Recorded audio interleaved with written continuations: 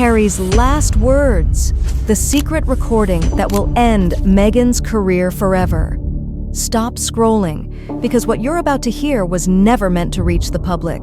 According to shocking insider leaks, a secret audio recording of PrinceHarry has surfaced, and these are being described as his last, unfiltered words before everything spiraled out of control. Not words spoken to the media, not words crafted by lawyers, not words approved by PR teams, but words allegedly recorded in a private moment when Harry believed no one was listening. And here's the part that's sending panic through royal circles. In this recording, Harry doesn't attack the monarchy. He doesn't blame the tabloids. He doesn't even mention his family. He talks about Meghan Markle, and what he allegedly says is so damaging, so contradictory, and so explosive that insiders claim it could end Meghan's career forever. Hollywood insiders are reportedly scrambling.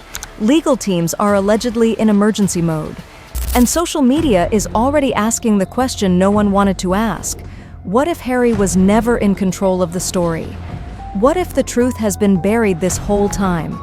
Because if this recording is real, then everything we thought we knew about the Sussex story was a lie. And once you hear what's allegedly on that tape, there's no going back. For years, Prince Harry and Meghan Markle have lived under a microscope so intense that even silence gets interpreted as strategy. Every interview, every pause, every statement has been dissected, defended, and weaponized by both supporters and critics. But what's unfolding now feels different. This isn't another tabloid headline. This isn't another leaked source close to the palace. This time, the controversy centers around something far more dangerous, a secret audio recording that allegedly captures Prince Harry speaking freely, without filters, without advisors, and without realizing the consequences.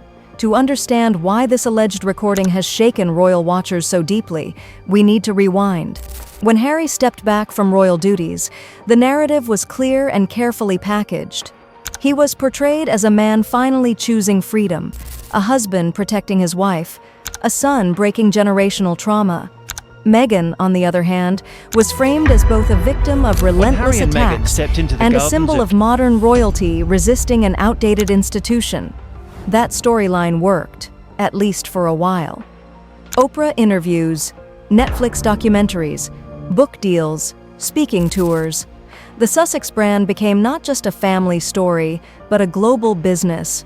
But behind the scenes, cracks were already forming. Royal insiders have long whispered about tensions that never made it on camera. Moments where Harry appeared emotionally drained. Decisions he reportedly questioned in private. Conversations that were allegedly shut down before they ever reached the public. Still, nothing prepared anyone for what began circulating in encrypted forums and private group chats just weeks ago. According to multiple anonymous sources, a previously unknown audio recording exists, one that was allegedly captured during a deeply personal moment in Harry's life. Some claim it was recorded unintentionally, others insist it was saved deliberately as a kind of emotional insurance. No official confirmation has been made, and legal teams on all sides have refused to comment. But the whispers haven't stopped. What makes this recording so explosive isn't just who is speaking, it's how he speaks. Insiders allege that Harry sounds exhausted, not angry, not vengeful, just worn down. And in that vulnerable state, he allegedly addresses Meghan not as a public partner, but as a private reality, describing decisions, pressures, and dynamics that sharply contradict the image the world has been sold. And that's where the panic begins, because if even a fraction of these claims are true, the implications are massive. Meghan's public identity has been built on consistency, the idea that her story has always been the same, regardless of who questioned it. Strength, resilience, and moral clarity became her brand pillars. But the alleged contents of this recording threaten to unravel that narrative, suggesting internal conflicts and motivations that were never meant to surface. This is why Hollywood insiders are reportedly alarmed. Studios don't fear controversy, they fear unpredictability, and nothing scares investors more than a story that suddenly flips its moral center. If Harry's alleged words cast doubt on previous claims, endorsements, or public accusations, then the entire Sussex media empire could face a credibility crisis. And then there's the timing. This leak, alleged or not, comes at a moment when public sentiment is already shifting. Fatigue has set in. Audiences are no longer consuming royal drama with blind loyalty. They're asking tougher questions, they're noticing inconsistencies, and they're far less forgiving than they were just a few years ago. Royal fans are split, critics feel vindicated, and neutral observers are leaning in closer than ever. Meanwhile, Meghan's silence has only intensified speculation. No denials, no statements, no carefully worded legal threats. Just quiet. And in the world of modern scandal, silence isn't neutral. It's suspicious. So now the internet is asking the question that could change everything. If this recording doesn't exist, why hasn't it been shut down? And if it does exist, why hasn't anyone officially denied its contents? Because one thing is clear. Whether real or fabricated, this alleged recording has already altered the narrative. And once doubt enters the story, control becomes impossible. In the next section, we'll break down what insiders claim is actually said on that tape, and why those words are being described as the most dangerous thing Prince Harry has ever let slip. According to multiple unverified insider accounts, the moment that changed everything didn't happen on a red carpet. It didn't happen in a palace, and it definitely didn't happen in front of cameras. It allegedly happened in private, during what sources describe as one of the most emotionally fragile periods of Prince Harry's life. Here's where the story takes a dark turn. Several anonymous individuals, claiming proximity to the Sussex inner circle, allege that the now infamous audio recording was captured during a moment when Harry believed he was speaking off the record, not to the public, not to media, but to someone he trusted completely. And that's the first betrayal, because according to these sources, Harry wasn't aware the conversation was being preserved. Insiders describe the setting as quiet, tense, and deeply personal. Harry allegedly sounds drained, not dramatic, not performative, but emotionally stripped down. This wasn't the confident voice audiences recognize from interviews. This was a man questioning his own decisions, and then, allegedly, he starts talking about Meghan, not as a brand, not as a public figure, but as a private force in his life. Sources claim Harry speaks about pressure to move, pressure to cut ties, pressure to maintain a narrative even when he wasn't sure he believed it anymore. He allegedly references moments where he felt isolated from friends, family, and even his own instincts. And this is where the conflict truly ignites. Because if these claims are accurate, they contradict years of public storytelling. According to the alleged transcript fragments circulating online, Harry implies that certain public statements were strategic, not spontaneous, that some decisions were framed as mutual, but didn't always feel that way behind closed doors. One line, repeatedly referenced in private forums, though never officially confirmed, has sent shockwaves through royal commentary circles. A sentence where Harry allegedly says he felt boxed into a version of life that couldn't be questioned without consequences. That single claim changed everything, because now the narrative flips. Suddenly, Harry isn't just the protector, he's the conflicted participant, and Meghan, at least in this alleged version, isn't just the target of attacks. She's part of the tension. The first wave of leaks didn't come from mainstream media. They came from screenshots, anonymous posts, burner accounts, encrypted channels, and they spread fast. One alleged insider post claimed, "If even half of this audio ever goes public, the carefully built image won't survive. It changes who people sympathize with." That post went viral within hours, then vanished, which only fueled speculation. And then came the first twist. A source claiming knowledge of the situation alleged that this recording was never meant to surface publicly. Instead, it was allegedly kept as leverage, a private safeguard in case future narratives shifted too far from the truth. Let that sink in. If true, that suggests the audio wasn't a mistake. It was insurance. And insurance implies fear. Fear that one day someone would rewrite the story completely, leaving Harry voiceless. Royal commentators immediately split. Some argued this was just another attempt to villainize Meghan unfairly. Others pointed out the pattern. When private vulnerability collides with public branding, something eventually cracks. Meanwhile, entertainment insiders reportedly began asking quiet questions. What if this recording contradicts previous sworn statements? What if it undermines past interviews? What if it exposes inconsistencies that can't be explained away as misunderstandings? Because Hollywood forgives scandal, but it doesn't forgive unreliable storytelling. And then came the escalation.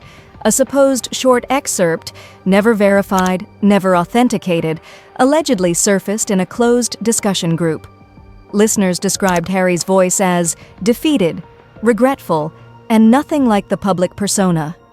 No clip was released, no audio confirmed, but the descriptions alone were enough. Why? Because they sounded human. And that's dangerous. Public images survive because they're polished. Vulnerability, real vulnerability, disrupts everything. Meghan's team, according to unnamed sources, was allegedly blindsided by the rumors, not because the recording existed, but because they didn't control it. And control has always been the real currency in this saga. As speculation intensified, legal experts began weighing in anonymously, suggesting that if such a recording exists, its release could trigger not just reputational fallout, but contractual chaos. Media deals rely on narrative consistency. Change the story, and the value collapses. But the most chilling part? Several insiders claim Harry never intended to hurt Meghan, which makes this even worse, because unintentional honesty is far more damaging than calculated attacks. By the end of that week, the internet had shifted.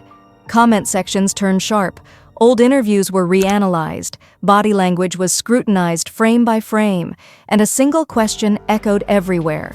What else did Harry say when he thought no one was listening? Because if this alleged recording contains even more unfiltered reflections about family, the monarchy, or the media machine itself, then this isn't just a personal scandal, it's a narrative earthquake.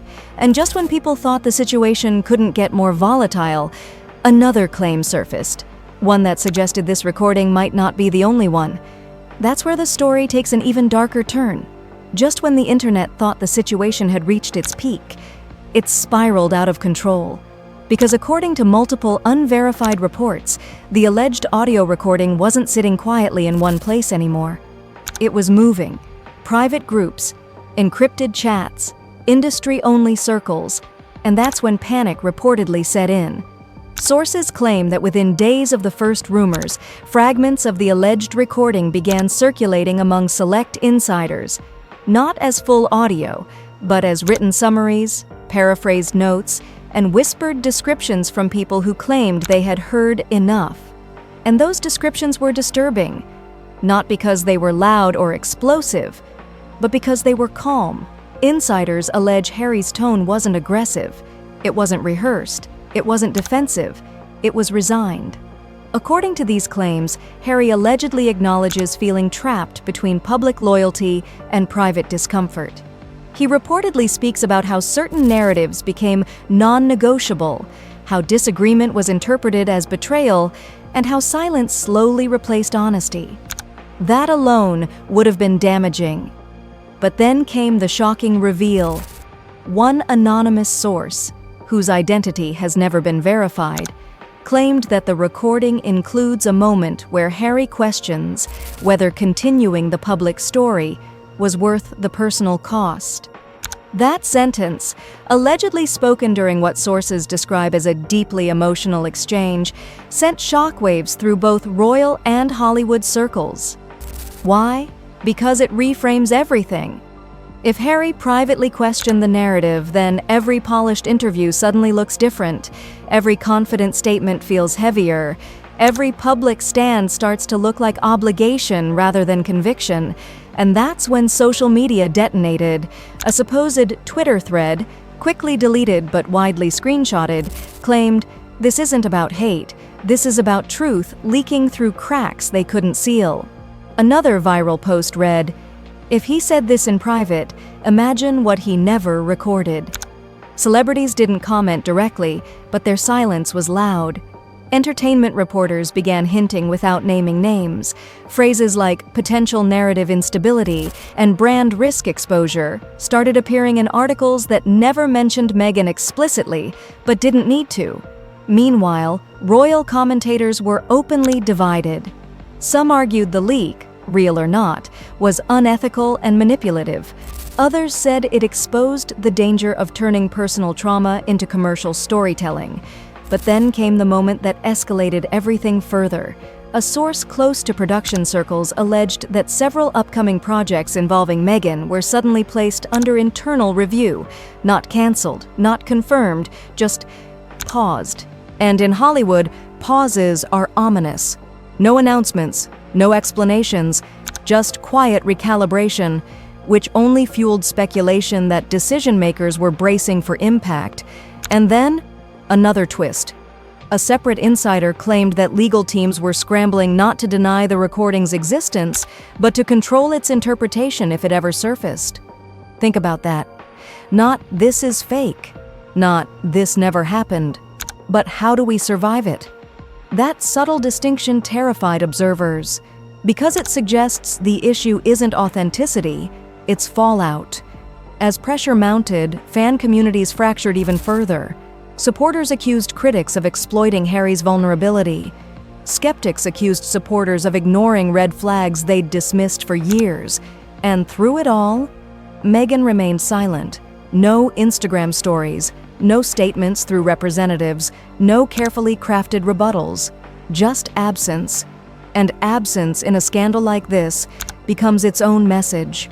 By the end of the week, one final claim pushed the story into dangerous territory. An unverified source alleged that the recording might include a final message, not intended for the public, where Harry reflects on how history will judge their story. Not blame, not anger, reflection. And that's what made this leak feel irreversible. Because reflection implies awareness, and awareness threatens carefully maintained illusions. Now, the internet isn't just asking whether the recording exists, they're asking who else has heard it, who's protecting it, and what happens if it's released, fully, without filters. Because if even one unedited clip reaches the public, the narrative doesn't just shift, it collapses. And the most unsettling part? Multiple insiders are now claiming this situation is no longer contained, and that reactions behind closed doors are far more intense than anything we're seeing online, which leads us to the next phase, where the public, the industry, and the royal world collide and choose sides. The moment whispers about the alleged recording crossed into mainstream timelines, the internet didn't just react, it erupted. This wasn't a trend, it was a rupture. Within hours, social media split into two aggressive camps, each convinced they were defending the truth. Hashtags exploded across platforms, some demanding transparency, others calling the entire situation emotional exploitation. One viral post read, "If this recording exists, hiding it is manipulation. If it doesn't, silence is deception." Another fired back, "Weaponizing someone's private pain is the lowest form of entertainment," and that's when the debate turned toxic. Comment sections transformed into battlegrounds. Old interviews were clipped and reposted with ominous captions. Netflix scenes were slowed down, analyzed, and reframed as evidence. Even moments once praised as empowering were suddenly labeled performative. The shift was brutal. Fans who had defended Meghan relentlessly now found themselves questioning details they'd previously ignored. Critics, meanwhile, felt vindicated, claiming they'd warned about narrative inconsistencies for years. But the most telling reactions didn't come from fans. They came from the industry. Entertainment journalists began using unusually careful language. Articles stopped celebrating impact and started questioning sustainability. Phrases like long-term brand stability and reputational exposure appeared in headlines that carefully avoided legal risk, but sent a clear signal. Behind the scenes, unnamed executives reportedly expressed concern about audience fatigue. Not outrage, fatigue. The sense that viewers were no longer sure what they were being asked to believe. And in modern media, Doubt is deadly. A prominent culture commentator tweeted, then deleted, a message that many screenshotted. This isn't about choosing sides anymore. It's about whether the story still holds. That single sentence went viral because it captured the mood perfectly. Meanwhile, royal commentators were relentless. Panel discussions grew sharper. Longtime defenders of the Sussex narrative appeared hesitant. Critics spoke with renewed confidence. Even neutral analysts admitted the situation felt structurally unstable. And then came the celebrity reactions. Not statements, reactions, likes on suspicious posts, subtle unfollows, carefully timed silences.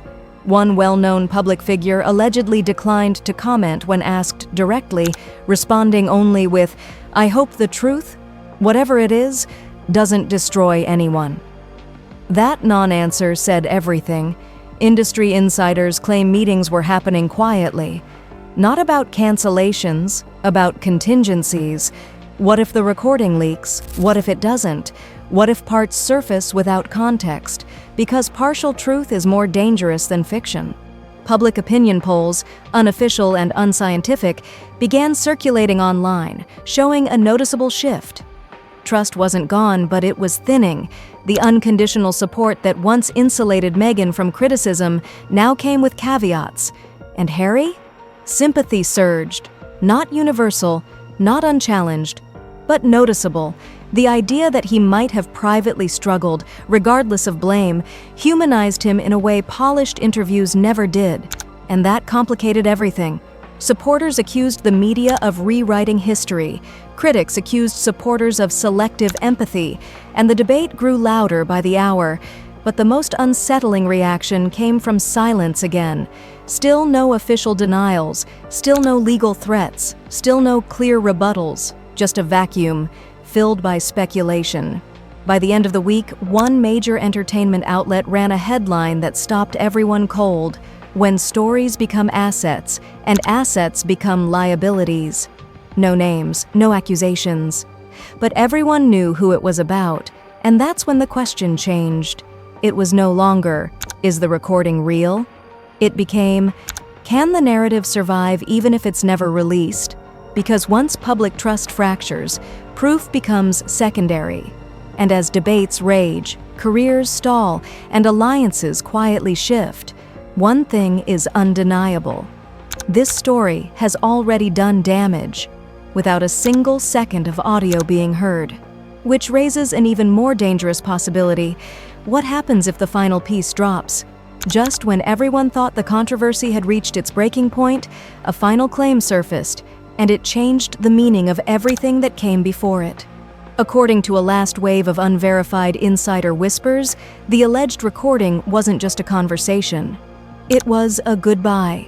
Not in the literal sense, not a deathbed message, but an emotional finality. A moment where Harry allegedly speaks as if he already knows how this story will end.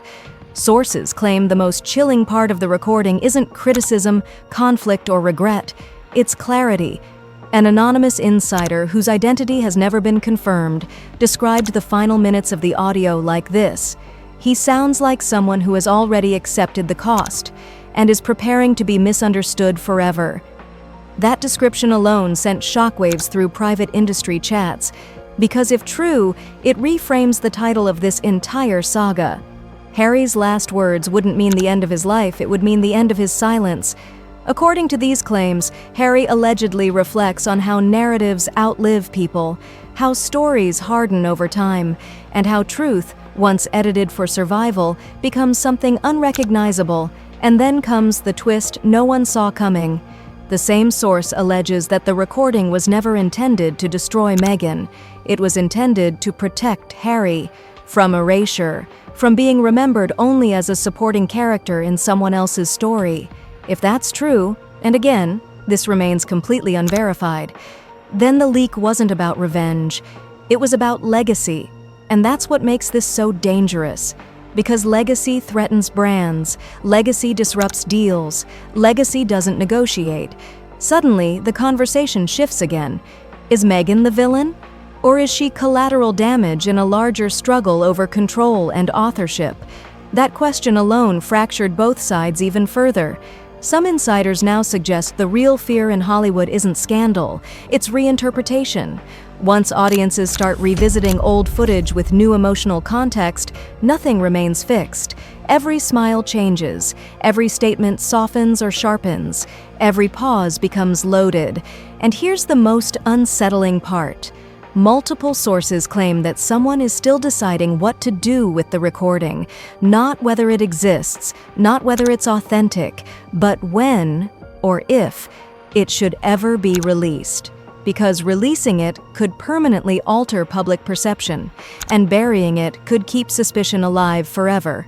Both outcomes are destructive.